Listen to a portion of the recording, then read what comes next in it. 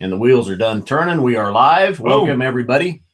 Welcome. Sunday afternoon, right. 2:00 p.m. Central, just like we said. Scott said I scream our opening deal, but I call it a warrior yell. Banshee scream. It's like a manly guttural yell. I accidentally entered this yesterday that we were going live on yesterday's date. So we had people tuning in and commenting and wanting to know where we were at yesterday. And I said, oops, wrong date. Wow. Nope, you would mock me if I did that. Who's our guest?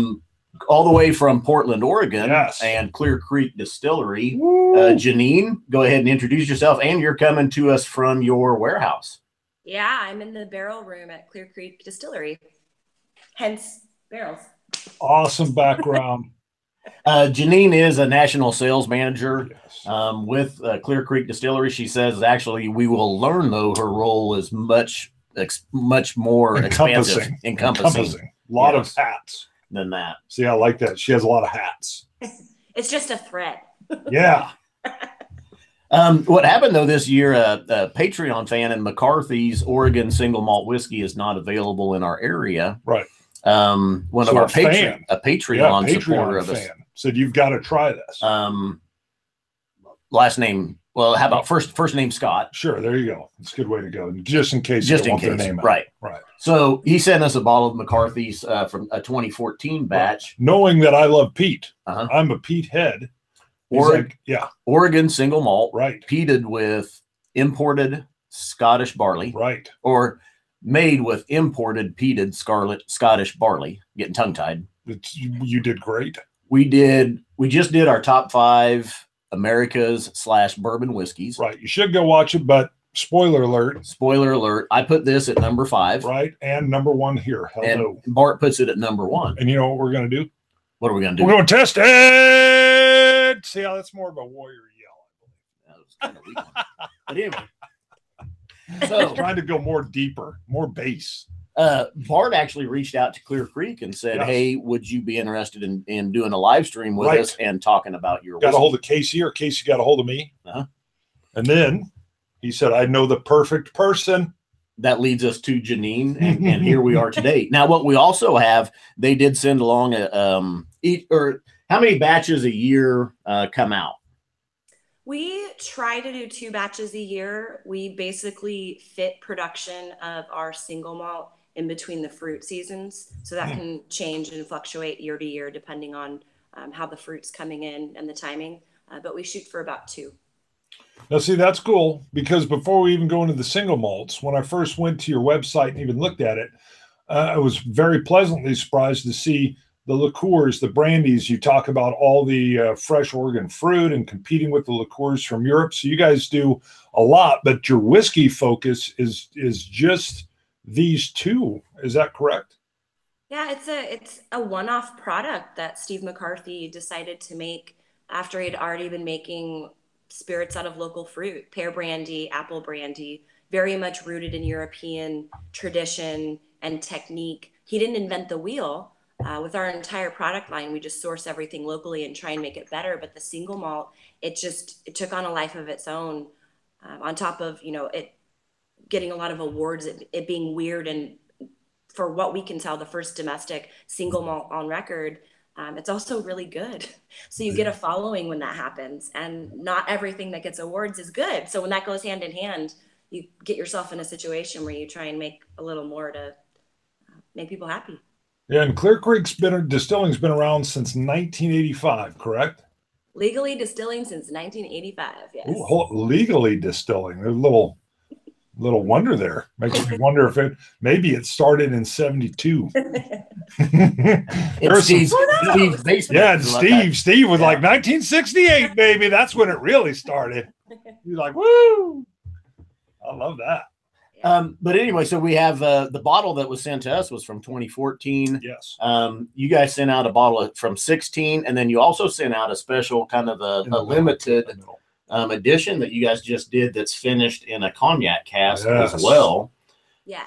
So, well, actually, let's start with one or the other, and you call it which one you want to start with, and we'll take a look at. And then when we get to the cognac, the cognac finished one, you can do a little bit more explaining on that one. Well, Scott and I had wondered, and because how much do your batches differ? Are there slight little differences along the way? Do you pick that up with your expertise? Yeah, there are slight differences, and I think that's the nature of making small batch spirits. And to be honest, it drives some people absolutely nuts to Oh, I have, love it. differences batch to batch. And it's not that our ingredients are different, but when you're talking about a living, breathing thing, it starts out as, barley, and then all these steps along the way in terms of fermentation, and you have temperature and weather, and the barrels react differently. You do have these nuances batch to batch. Will it always taste like our McCarthy's single malt? Yes. But sometimes, the front, the finish, things will be different. Are we starting with the 2014? Yes. Okay, perfect. So there are fluctuations in the grain year to year, in the same way that, with our brand, fruit's different. But we embrace, we welcome those. In fact, you'll notice there's a label. Each batch is labeled in case someone wants to collect or go back to a year that they thought was special. Every once in a while, someone's lucky enough to have their birthday printed, or not printed, handwritten.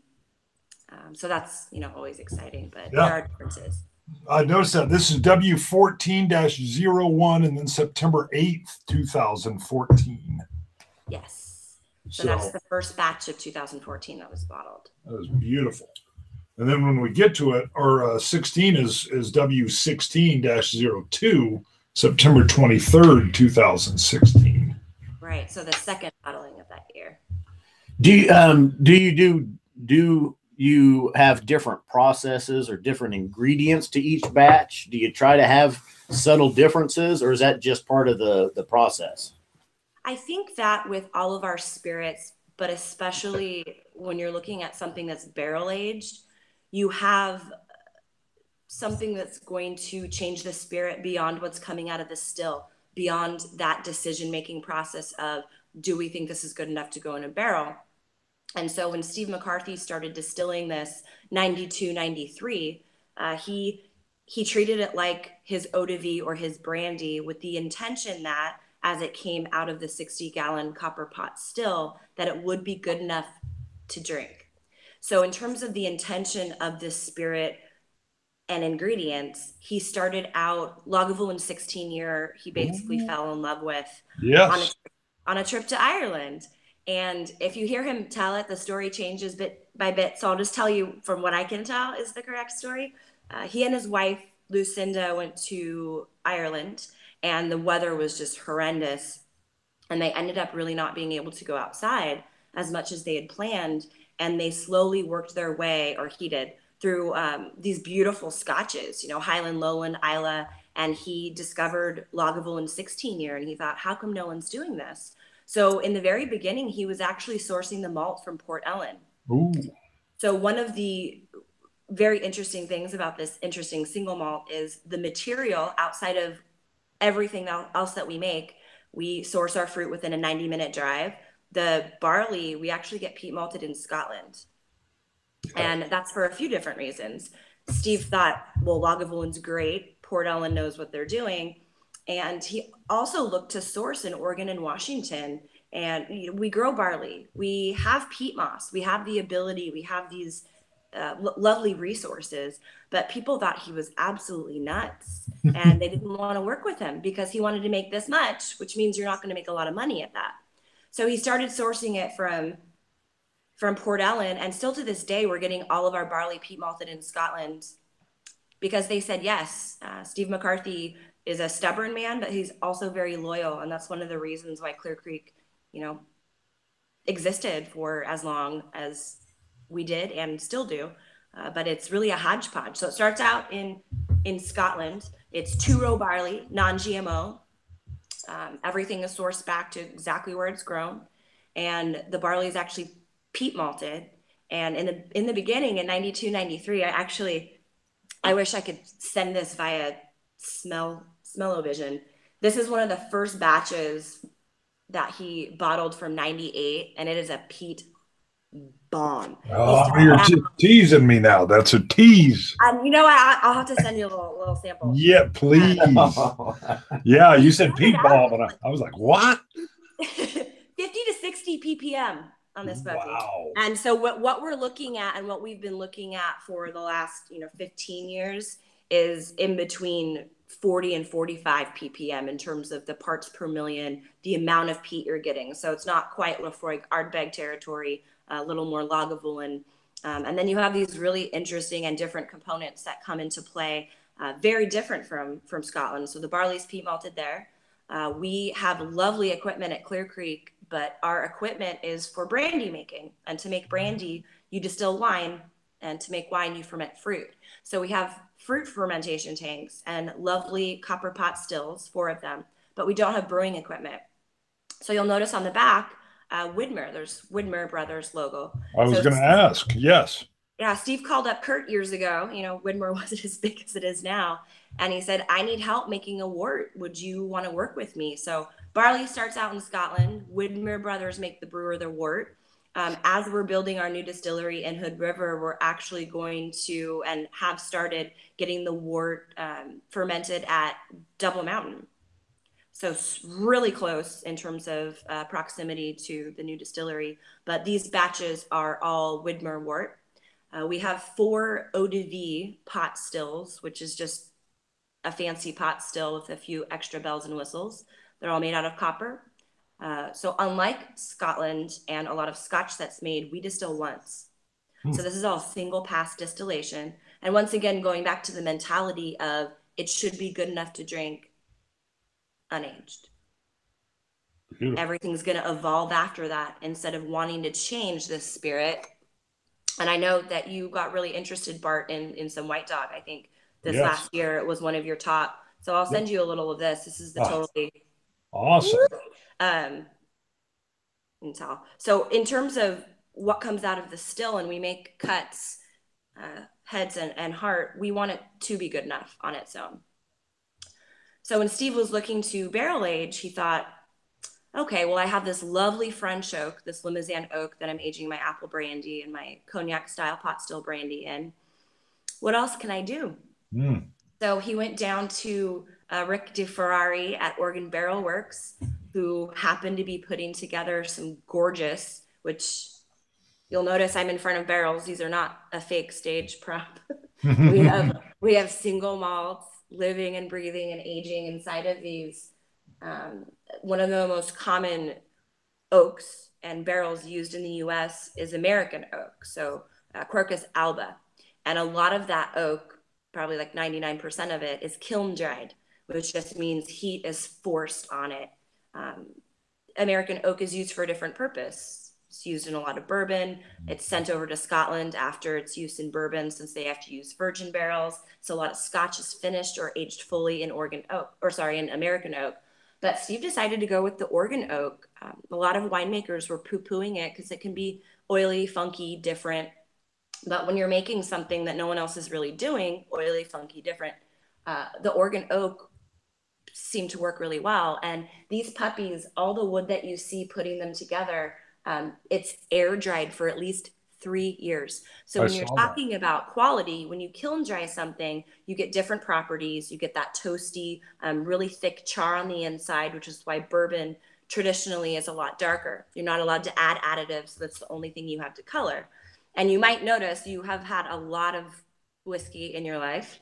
This is really not the darkest whiskey. Even stuff that we've set aside that's older, we don't add caramel coloring, and we're not looking for color extraction. So we do a medium toast on the Oregon oak, and this is aged 3 years. We bottle it pretty close to its 3rd birthday. We don't chill filter it, bottle it at 85 proof. And I know that was the longest answer ever. Oh, beautiful. Keep talking. Keep going. That was great. I was just thinking that her and you would get along great. Maybe, yeah. You both would be arguing over airtime, probably. Oh, no. But she would get it. You get the airtime. You talked White Dog. And yeah, let me address a couple of things. That was like sweet language. A question had come in earlier about if this was available in Europe, and it got self-addressed. One of our commenters, Hoagie Bear, found it, or at least 4 shops in Germany that have it. Wonderful. It's different than the US. In Europe, things tend to move around outside of where you send it. So La Maison du Whiskey in France does a little distribution for us, and it is so wonderful when we get pictures from people or we found it. And sometimes I'm like, la la la la, I don't care how you found it. That's great. That's great. It made it to Germany. That is cool. And then the White Dog. Bart caught some heat for having a White Dog in his top 5 whiskeys. Yeah, it was my 5th, and it was because of the continued education that we're doing as the Dummies. I had never had that unaged, the White Dog, and to pick up some of those raw flavors and to help me even distinguish when I maybe have something young that hasn't been in. So I love part of that just that educational process or seeing it. So as soon as you started saying it had to taste good as new make, I was like, really awesome.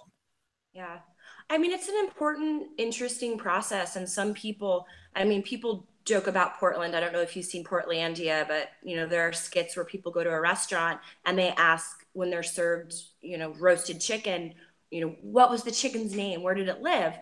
When you're looking at a bottle, some people don't give a shit. And they're just, I want to drink it like this. I don't want to know where it came from. But some people want to know its name. Some people want to see the White Dog or smell it. And I think that it really goes to show what is that distillery doing. And one of the most interesting things I think about the whiskey world, there is a much closer connection to people that drink whiskey compared to, in my opinion, I should say, compared to people that drink vodka. At least in the States, there's a following. There's this education inherently tied in. And to not know where it came from can be great for some people, but if you really want to dig down and see, is that distillery wanting to change that spirit, or do they want to evolve that spirit? Or was it horrible out of the still and they want to fix it? So hopefully the last one doesn't happen as often as the others, but unfortunately that's also the case too. So you can see different grains act differently, and bourbon has 51% corn at least, and that's going to be different than barley. And people are doing quinoa and all different kinds of things now, so it will taste different.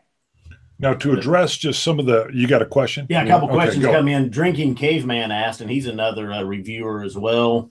Works with Scotch and Sniff. They have their own show on YouTube also called Whiskey Untitled. Sure. But he's asking, is it all Garyana Oregon oak or just partial Oregon oak? 100% Garyana. Air dried for at least 3 years, all from one source, from Oregon Barrel Works, all clearly grown in Oregon, medium toast. In the very beginning, Steve tried to finish in sherry oak. 90, 95, 96, 97, there was a few months in sherry oak, but he stopped time finding the sherry butts to finish it in. So it's been 100% a long time. Yeah, I think the sherry well. I think the sherry casks are getting harder and harder to find.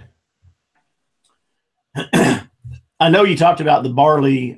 Christopher Malloy is asking. You are getting the barley from Scotland. Yes.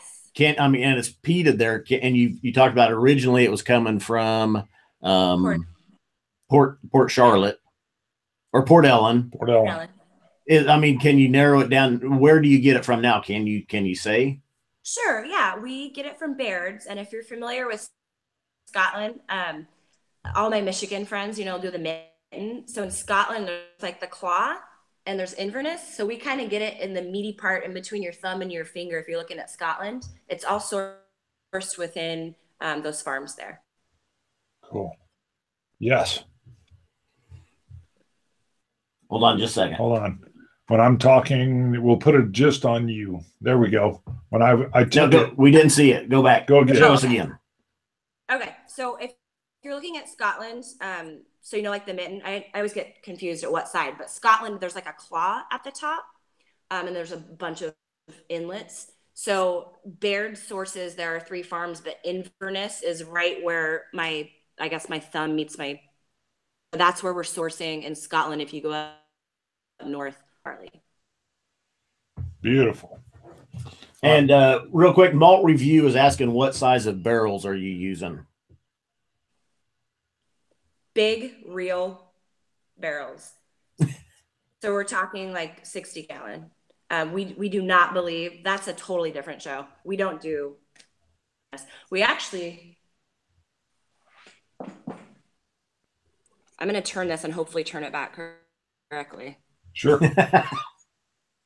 We went a little bigger this time, so we're playing around with something a little bigger. We're not into the contact, the surface contact, are into letting the spirit and the barrel coexist and change. We don't want the spirit to change the barrel more than the barrel changes the spirit, which is why we bring that. We bring the proof out of the still. It's 165 proof. If you put that in a barrel, you're going to get erosion, and you're going to get, I don't know if you've had a whiskey and maybe you don't finish it. It doesn't happen too often, but you come back the next day and there's just horrid amount of sediment at the bottom. So that can happen either from the spirit eating away at the barrel, like physically eating away at the barrel, or you have way too much char on the inside. Awesome. So. Now on the nose, just to explain. Yeah, let's go to on the 14. Yeah. So on the 14, a beautiful, and it's funny when you mentioned that the Lagavulin 16 was kind of not that this is it, but that was kind of the impetus that brings it around, because the nose is not like a Lagavulin Ardbeg punch in the face. It's more of a smooth, sweet smokiness. And it really draws you in. I get some vanillas. Now I said, would it? Hopefully, it doesn't come across as an insult when we did the review of this. No, I said blind. I don't know if I couldn't tell that this wasn't a Scotch made in Scotland. Yeah, is that a compliment? I think so. It absolutely is.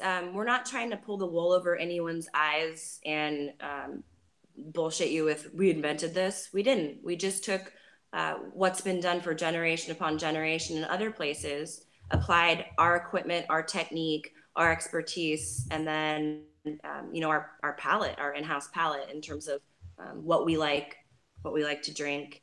And outside of the barley, the fermentation, the distillation, we're using the Oregon oak, and then what comes out of our tap is beautiful. We have water that we can drink without chlorine and fluoride, and we just do a light filter and we add it. So I think that it does have a lot of similarities, like a cousin to Scotch, and it's much more familiar as a Scotch as compared to a bourbon. To get into it, you start to see little nuances and differences. But yeah, we don't take offense to anything. It's the spirits business. Yeah, no, you're right with the nuances, and with it being only 3 years old, it's so like smooth and still delicate, and it's not I like some peats to punch me right in the face and the strength, but this definitely comes into me on the smoother side of kind of how a Lagavulin 16 does approach as it comes in, and that was one of my surprises from it. Well, and what I want to say too is you put it right on the label. It's 3 years old. Yeah. And when we reviewed it, we stated that, and we've had a lot of comments come in about people, I'm not drinking a 3-year-old whiskey. 3 years is too young, blah, blah, blah. And we told them, you're wrong. If you won't buy this because it's got the 3 years on there, you're missing out. Right. I agree. I think that there's, people can drink whatever they want and believe whatever they want. And I think that it is, it's not of value to what's happening in this country right now with the distilling movement, the farm to table, what's going in their mouth.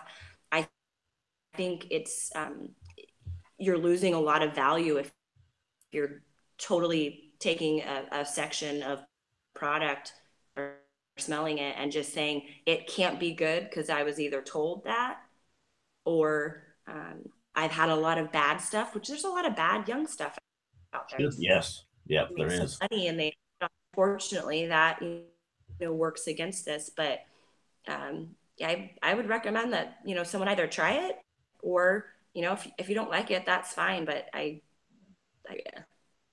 yeah, there you go. They just need to listen to the Dummies. We tried it for them. Go get it. George Kaplan. When you say that dog will hunt. That's right. This dog hunts all day long and on Sunday.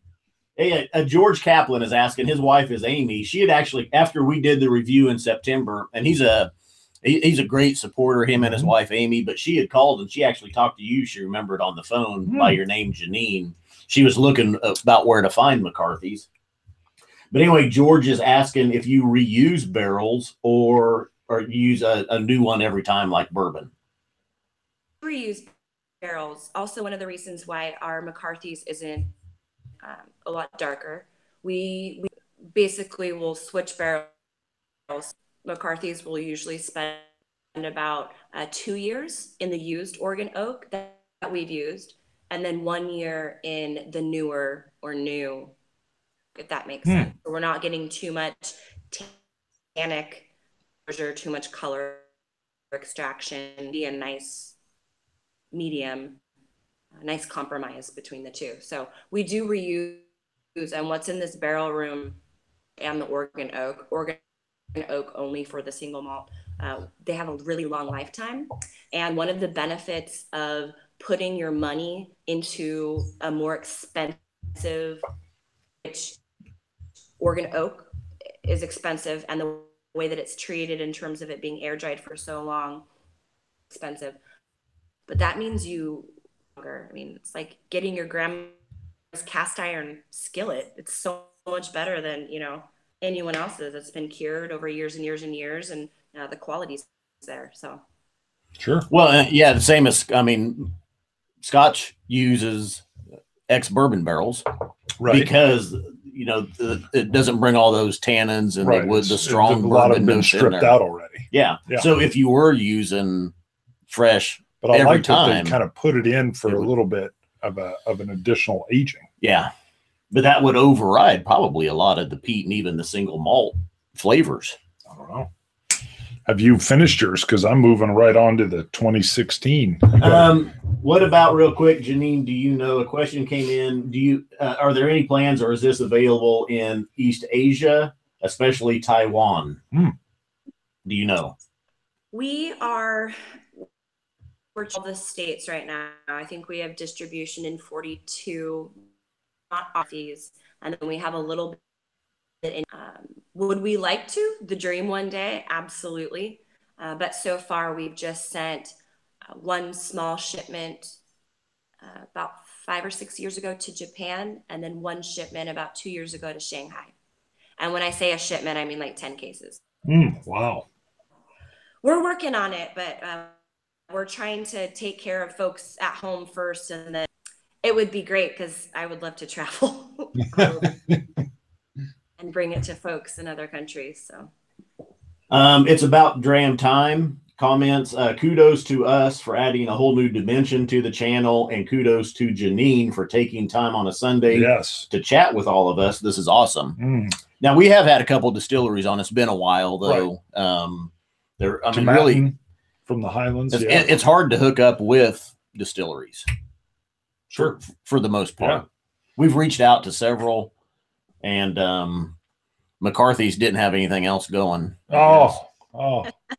Oh, thank you, Jeanine, for coming in on a Sunday. Thank you very much.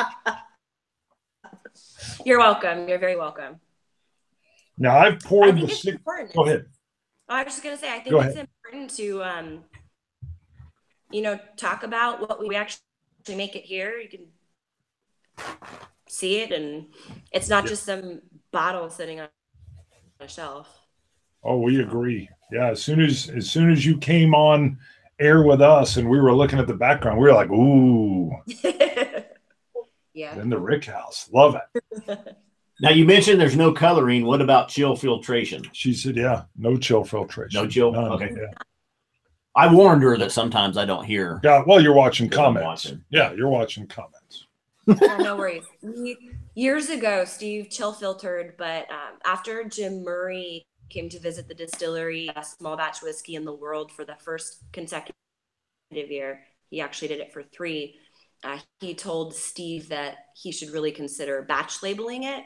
And then we started playing around with chill filtration. So around, I think, 2005, 2006, we stopped doing the chill filter and bottled it at 85 proof instead of 80 proof.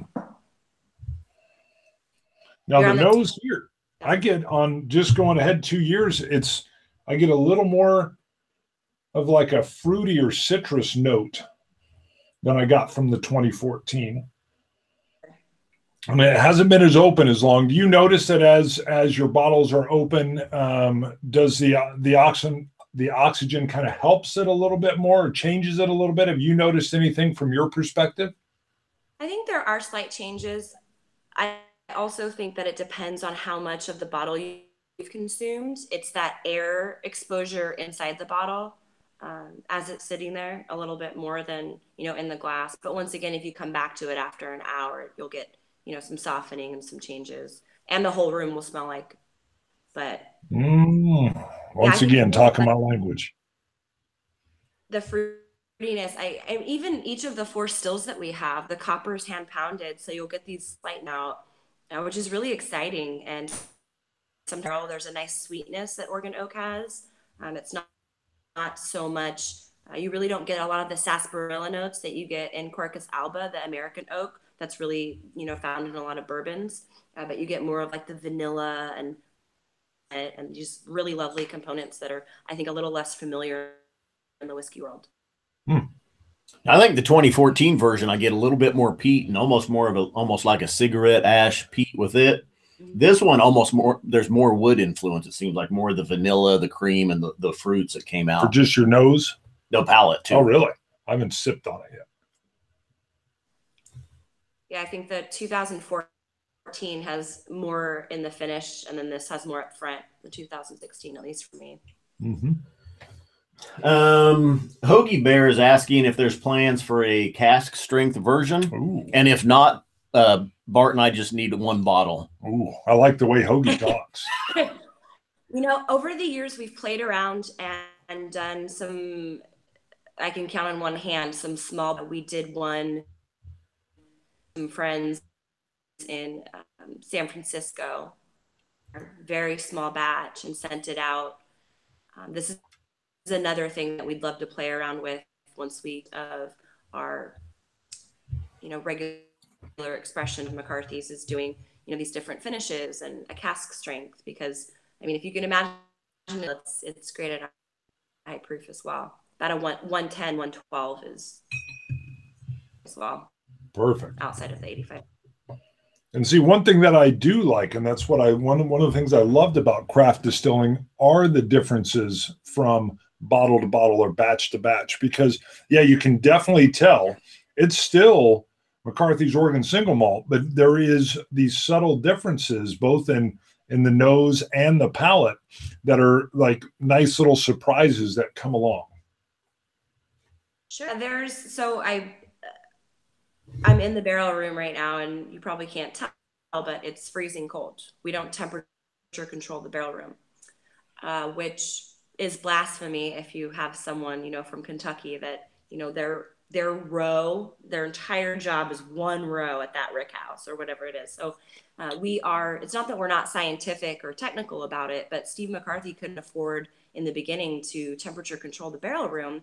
And in the Pacific Northwest, we have 4 very distinct season barrels, although they're sitting here and they're very much a living organism. When it's cold and dry, and when it's warm and wet, the wood expands.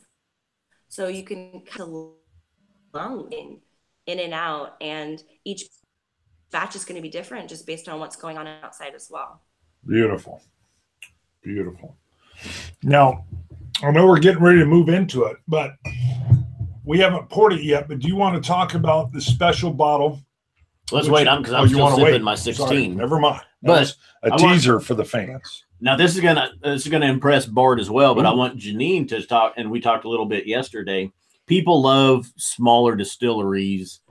People that employ generations, or it's all local, stuff like that. We talked about yesterday how many people are employed at Clear Creek Distillery, and talk on that a little bit, Jeanine.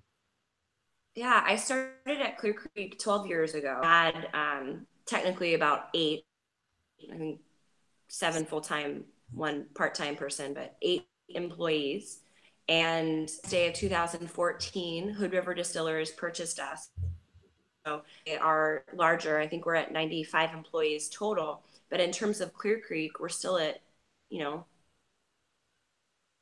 what happens here, it's not easy at all. So you have to keep people employed and not just, during the summer and then you let them go. It's a really specialized, specific art.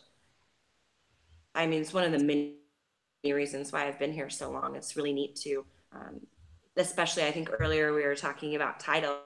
You're like, what do I call you? I'm the national sales manager, but if you put me in a room with a bunch of other national sales managers, it's a little, but it makes it really fun and a great learning curve, I think, for everyone involved. So on the whiskey side then, or for the McCarthy single malt, 9 employees are running the show. Beautiful.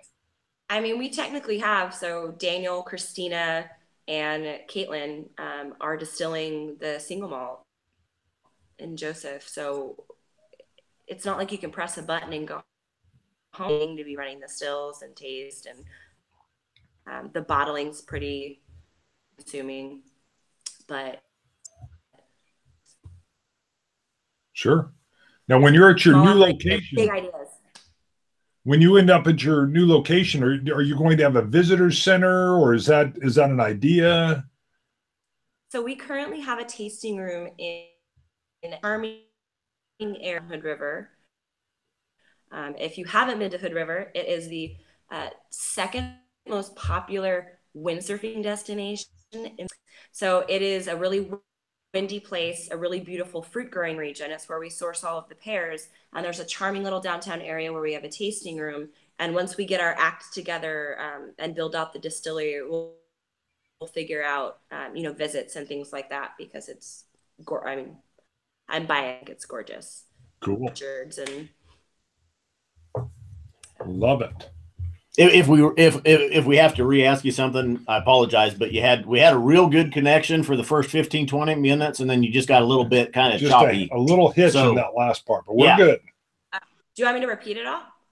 Nope. I think we're good. We got it. There was windsurfing. It was more peat. Oh, repeat. That's what she said. No, you're good. It was just clipping a little bit. There's probably nothing you can do on your end. It's probably it'll come and go. So yep. I blame it on the Angels share. They can get a little persnickety. What kind of now you said you've worked there for 12 years. Mm-hmm. What how much more whiskey are you producing now, McCarthy's, from 10 years ago, or say 15 years ago, or 20? I think that because I honestly wasn't sure how it was going to take off. And one of the things as brown spirits in general is you almost have to read the future to know how to get into it, how much to produce. You put it in barrels for years, and then you cross your fingers and hope that it's a good product that's going to sell. But although it's not a negative thing, almost the opposite happened to us, where you cross your fingers, hope it's good, but not only is it good, it starts recognition, and there are people lined outside the door to buy it.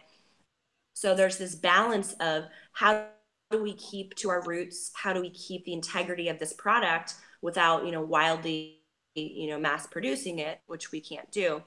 It would just be, a barrel or two. And when I first started, we had, I think 3 years in, we had 2 releases a year, which was amazing, basically double what we had the year before.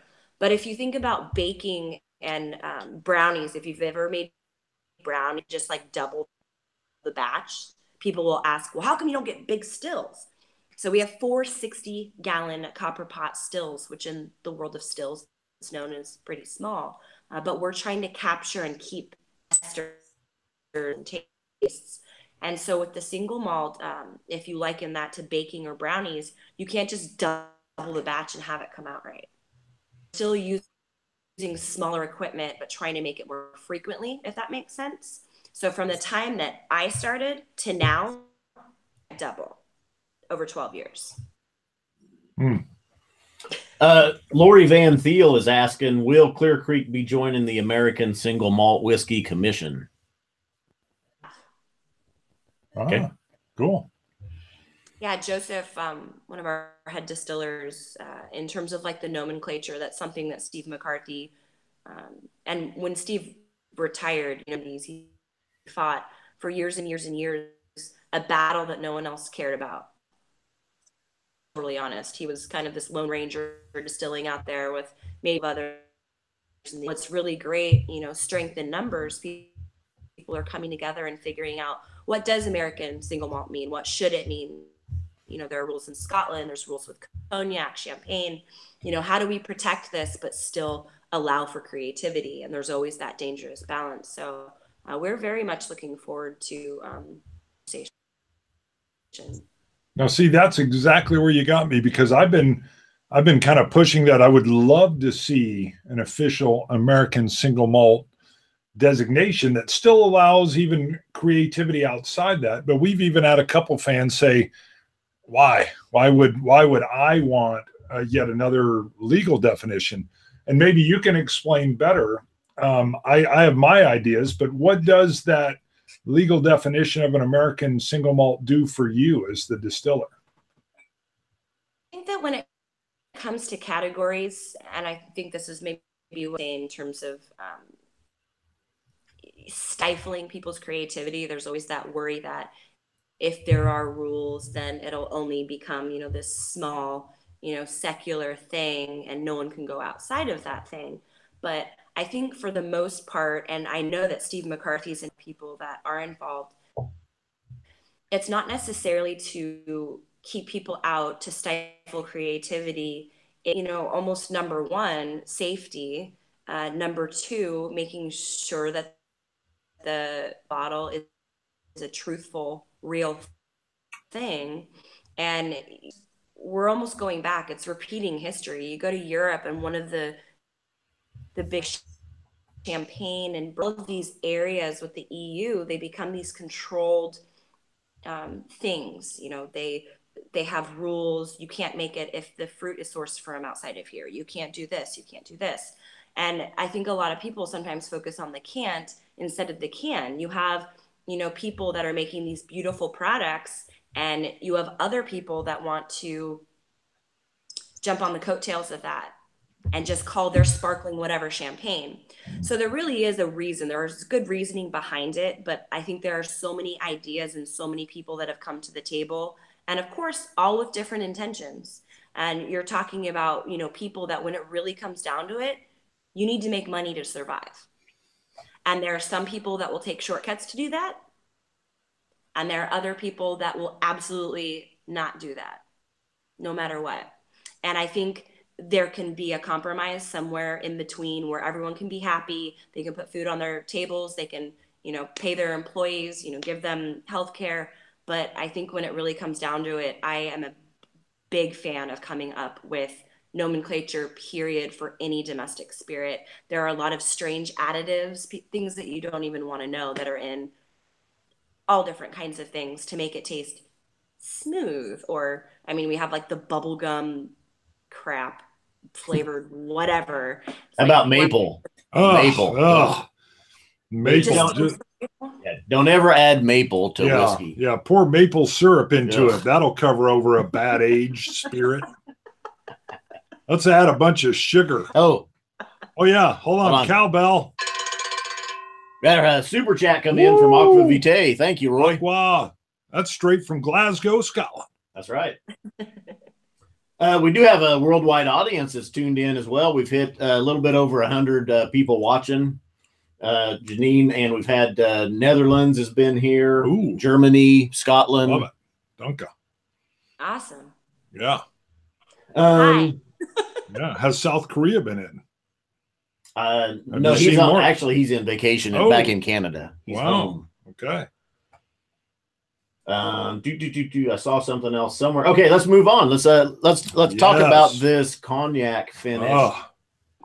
McCarthy's. And actually, wait, I had a question before I forget.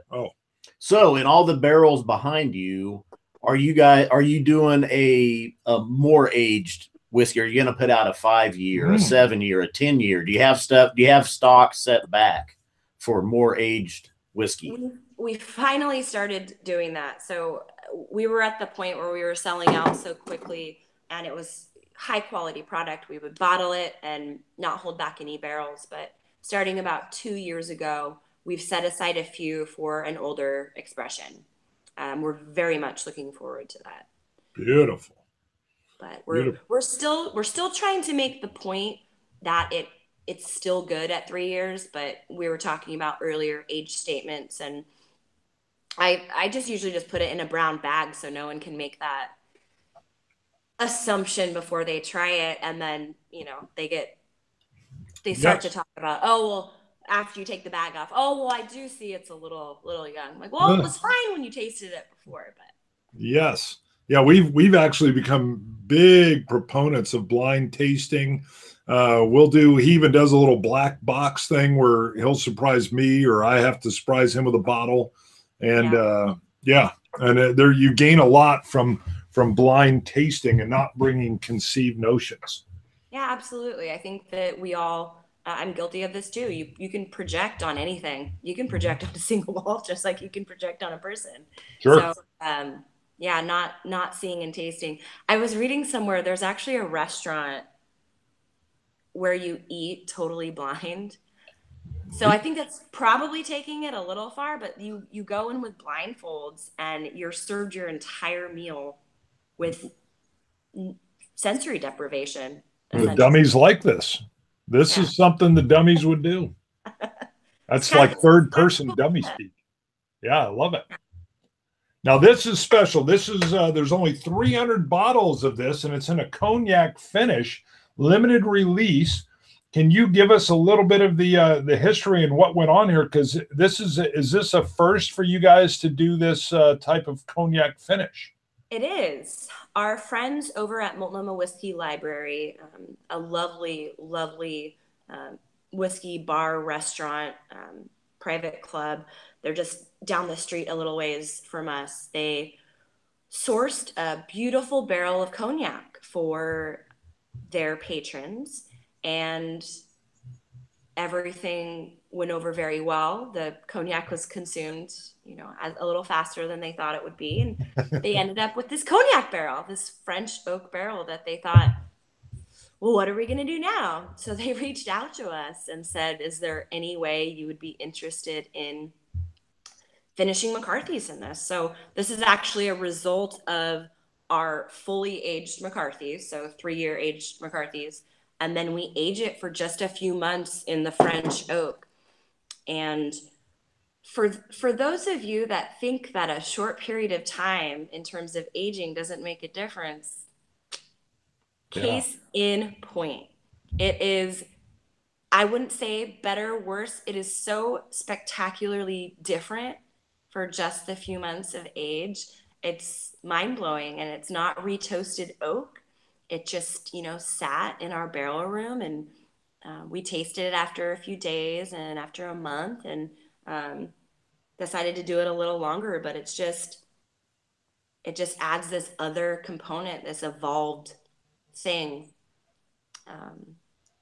Now, I do notice as well, Jeanine, that you are using Bart's favorite glass, the Riedel cognac glass. Is that a cognac Riedel or is it a wine glass? This is it's Stolzel, but we have Riedel here. Oops. Whoop. It's a beautiful, we use it for tasting all of our spirits. We have a port glass in this. I've always found that snifters are weird in terms of tasting. They're nice to hold, but I do believe Mr. Riedel created the snifter and then not too long afterwards admitted that it's the worst tasting vessel. See, I love their cognac glass. Has more of a curved lip at the top, kind of holds onto the tulip shape of a Glen. Oh yeah, and it's a little thinner, I think. Yes. There's another company that just came out, and they probably send them to you, I'm not sure. There's another company that just came out with a glass that is very similar to what you're holding, Bart, but it has a little more going on up here to, I guess, funnel the nose and the taste. Someone brought by one at the distillery. It was interesting. I was worried I was going to break it, though, because it was so thin. Huh. Now, Scott, you knows this, and you were picking up. We got to interrupt real quick. Hold on. Is that cowbell? That's cowbell. And there's more cowbell. Oh. Yeah. I think it's Jeanine. There's two. V Rich and Matt Good. Thank you guys for the super chat. Be Good and Rich. V Good. Right. I just said Rich. Yeah. Matt Good. Sorry. There you go. I was saying Be Good and Rich. It was a bad tie-in. Lori Van Thiel is asking, though, can you say which cognac barrel was used? In terms of the type of oak, Limousin. Or maybe what cognac? Well, it's cognac. So is there it a particular distillery? How do they do that? It was from a specific distillery. It was not Vicard. I don't remember. Yeah. Just make something. Just make something up. Limousin oak. Picard. Yeah. Boom. That's But definitely, perfect. definitely French oak. On the spot. Now, Scott, immediately you said when you nose this, what did you get? I don't want to steal your thunder. Before you was even here. Yes. I poured just a little bit before that. And yeah. I'll correct his English every once in a while, Jeanine. That's my father passed that on to me, and I can't before you was here. No, we can't do that. Yeah, Scott, it's endearing. It endears me to him when I correct the tense. Go ahead. No, yeah. And interesting, and someone had asked beforehand, they said, is it the peated single malt that they've cognac finished? And I didn't know. And so when I got it, I'm like, okay, it is the peated. But yeah, just when I nosed it, I'm blown away by it, the sweetness and the peat that's still there. Yeah. And for me, the French oak kind of reaches out and it takes the oceanic components of the smokiness, that peat moss, and it turns it into like this salty licorice. Yes. A little bit. Yes, I was going to mention I picked up more brine, more of that sea salt kind of flavor in this, and I was like, wow, it's very close actually to some peats that we've had with a sherry finish. Probably maybe my palate, if I spend enough time with it, I might be able to differentiate the cognac over the sherry, but it just brings a nice rich sweetness in there with it. Some dark fruits. Mm-hmm. Yeah. I mean, one of the neatest things, especially when you talk about barrel aging as opposed to, having new spirit, there are these components that, as ridiculous as it sounds, just finishing something in a different oak for a few months, I liken it to music.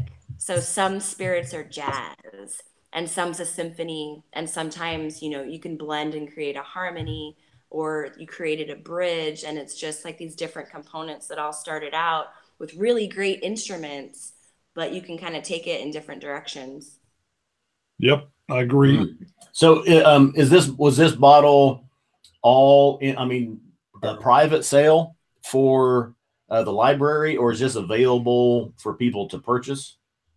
So this was a very, very small batch that for the most part went to the library, and it received such acclaim that I think we'll probably think about doing something in the future. So yes, everyone can try it, because it's a little bit of a tease, but also a great representation of what we can do. We've just been holding back. Nice. And even if you released it at cask strength. But see, they yeah. I'm taking mental notes. That's right.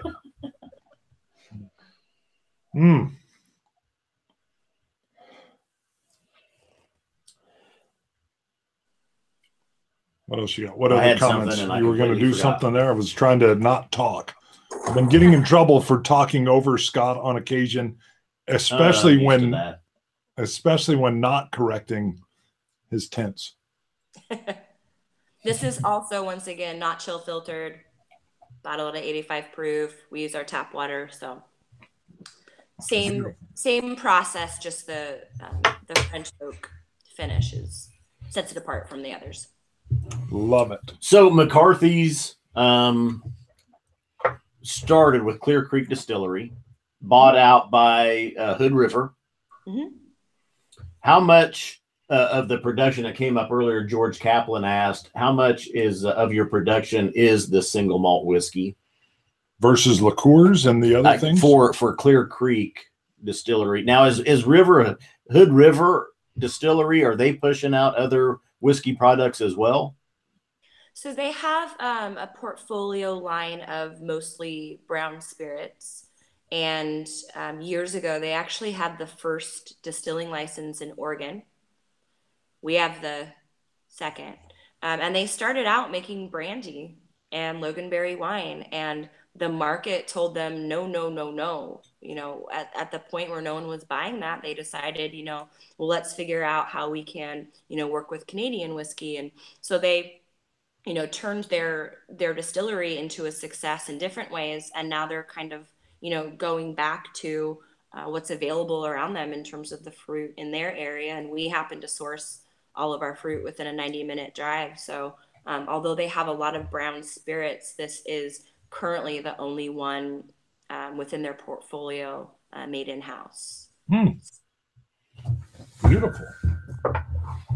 So 12 years ago, you start with Clear Creek Distillery. Yep. Were you a whiskey aficionado at the time? Nope. I liked it, but it's been an interesting learning curve. I was looking for a job after graduating from college, and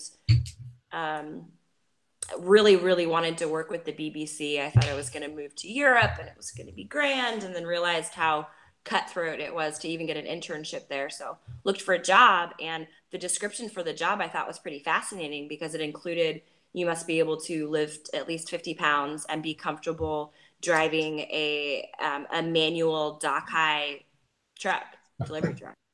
I was like, that sounds perfect for me. So I realized how cool it was to work here and learned as much as I could so they would never want to get rid of me. Awesome. So it was a lot of, going to tastings and, asking Steve every question I could, and spending a lot of time paying attention to every aspect of production. And, it's time. It's time and learning. And I still learn new things every day. I think it's, once you get to the point where you think you know everything, it's kind of pointless. So I think it's good to learn new things every day. But yeah, it's a fun place to be. Perfect. I think. Sounds like it. Yeah. Yeah. Can you imagine if we were in the Rick House, right? If we had a Rick House we could film from? It'd be nice. Oh, you should put one out in your detached. Yes. Yeah. That's in the future. Future. In a detached area, we'll put a Rick House in there. We can age barrels. No, it is awesome. Can you say again? It's come up a couple of times about distribution in the UK. I know we talked about Germany. And I thought you threw out a name of a distributor or someone. Europe. So our distributor for some parts of Europe is located in France, La Maison du Whisky, and I think a lot of shipping is allowed in those areas. We have a little bit of distribution in Norway, France, little UK, but I think for the most part, we tell people to contact La Maison, and then they're able to figure out, where they can get it or send it to a store near them or mail it to them. Perfect. Now for the U.S., how I know with our system, but state by state, the rules are different. How is your distribution set up within the states? So in the States, it's 3 tiers. So we sell to a distributor who then sells to, bars and restaurants and stores. And every state's a little bit different, but there are some online retailers that ship. And in terms of legally shipping, they happen to mostly be located in New York. So we send a lot of people to Rochambeau and Park Avenue Liquor, and then there are some, West Coast, just depending on where people are at. Sure. And then Binny's in Illinois. Awesome. Very good. Very, very good. This we're on the cognac finished one. I gotta tell you, that's really my I love it. It's good. Well, Scott loves sherry finishes with his Scotch in general. So yeah. And Bart, he's the peat head. Right. It took me a while to warm up to peat. I still like the peat. I prefer sherry. But this one it brings the peat, it brings that saltiness and the brine, and then that nice rich sweetness along with it as well. So I think that's definitely something you'd sell at least 2 bottles here, probably. Boom, at least. If you did a cognac finished release. Yeah. We'll love it. Good. We'll keep that in mind. Now, any other questions coming in? Do we have anything else that's rolled in? Nothing being sent to me. We've had a lot. The comment stream has just been rolling along. Our moderator has been picking a few out and sending them to us. So way to go. Yep. Now, Jeanine, anything else that you want to bring in or bring up or even talk about from the distillery's point of view or yours? I just think that we feel really fortunate, although we've worked very, very hard for it. We feel fortunate that we're still around 32 years later and, have products that people want to talk about and drink. And, we'll have people say, oh, so-and-so is new to the market, or there's this new whiskey, or, are you worried about competition? And I think that, the more the merrier. rising tide raises all ships, and we're glad to be at the party. So we'll continue to work hard and make good stuff that, you know, we won't put it in a bottle if we won't drink it ourselves, and that'll always be the case. It always has been. So it's exciting to grow, but very purposefully and very, you know, thoughtfully, not trying to, you know, kill what brought us here, which is just, you know, people, word of mouth, people supporting us even though they didn't have to. And I think one of the greatest things, which is hilarious, for years you never would have heard it come out of my mouth that, you know, this is, let me grab the actual bottle, you know, this is a steal. This retails at $55, y'all. 55. I go into the liquor store now and I'm just so happy with all the new whiskeys out there because they're. Yes. So yeah, I think I'm biased clearly, so take it with a grain of salt. But... Well, I want to say, I even think a lot of people have said they've seen it like in the $45 range. Really? I've not seen it. Yeah, I mean, it's up to, once we sell it to the distributor, it's up to the retailer to put it where it's at. Unfortunately, that can go the other way too. And you can see it on the shelf at higher because they know that it gets the, you know, the acclaim and praise. But yeah, it's $55 retail. Sure. So do you guys, I mean, okay, so this was distilled 3 years ago. It's 3 years, it's ready, bottle it. Do you taste it? Is it good to go? Do you wait? Do you throw any out because it's bad? Do you have a role in that? Well, so we, as many people at Clear Creek as we possibly can, taste it. You know, our quality control is here.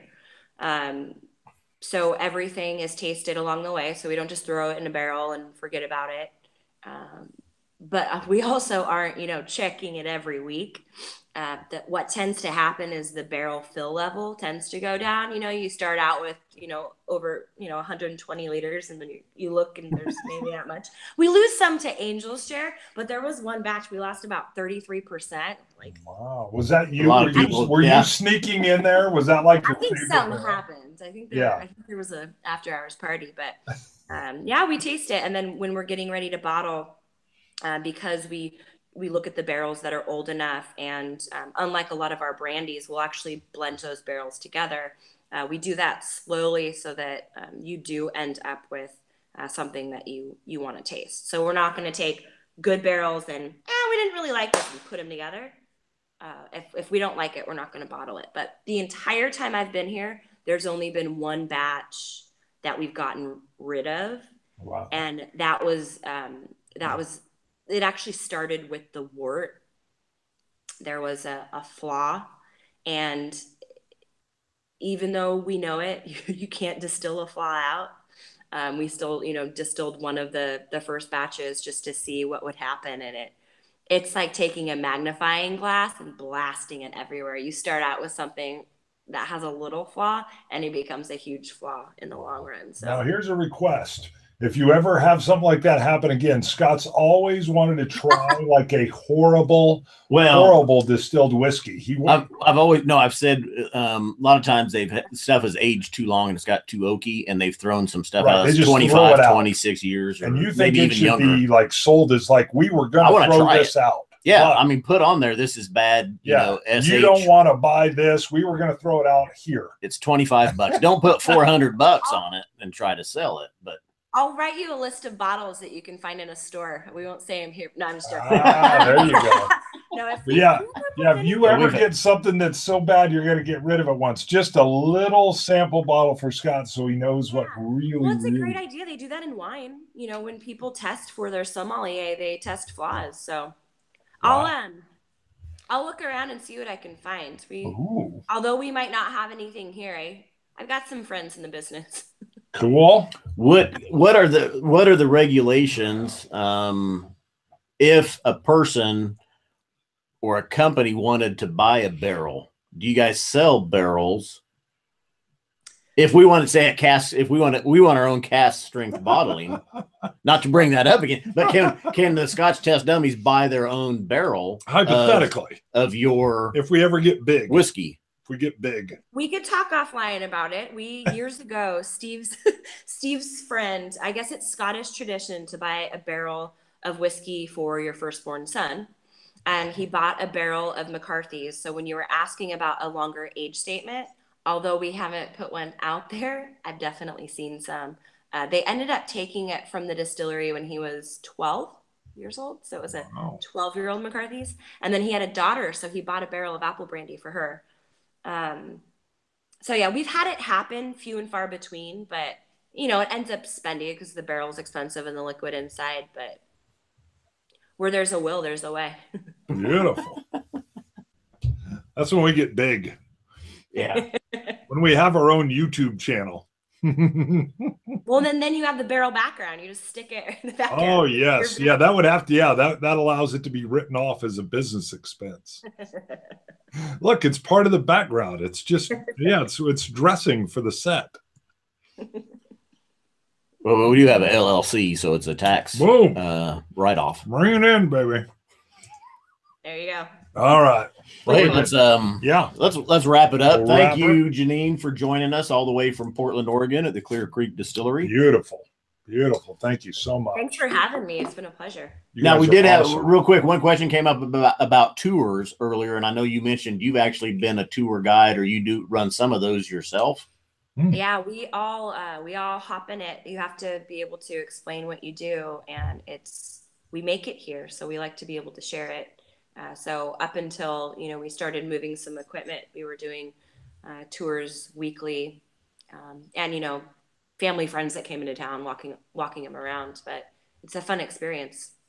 Sure, wonderful. Well, if we're ever out your way, we're going to shout out for sure. Absolutely, so it's beautiful. And by that time, we'll probably have the new distillery up and running. So awesome. Discover Hood River and go windsurfing. Well, I mean, okay, so yeah, the new distillery, you're in Portland, the new distillery in Hood River, which is how far, what direction away? My driving, about 52 minutes. Ooh, that means it's further away. She's fast driver. I'm responsible. Oh, never mind. Yes. Very safe. As the crow flies. Beautiful. All right. So before we sign off, are you guys on Facebook? Where can they find you on social media, your website, all the particulars? Sure. We're on Facebook. We have a website. We have an Instagram. Actually, we have a Clear Creek Distillery Instagram, and then we also have a McCarthy's Instagram, and no Twitter. Haven't figured that out yet. And me either. Yeah. And we answer the phone if you call. Yes. One of the 9 of you. I love that. Oh, what'd you do? She put a hat on. We're sending these to you. I promised you swag. Oh, yeah. Look at that. I gotta get my hat on, too. Yeah, you got to have a hat. I'm the hat lover. Love that one. That one's nice. Yeah, trucker. Perfect. All right. Well, Scott, why don't you take us out? And then stay on the line, Jeanine. We'll once we go off, we'll chat a little bit, but we'll close down the live feed. Go. You got the first line. Scotch it, you Scotch gods. Cilantro. Dummies.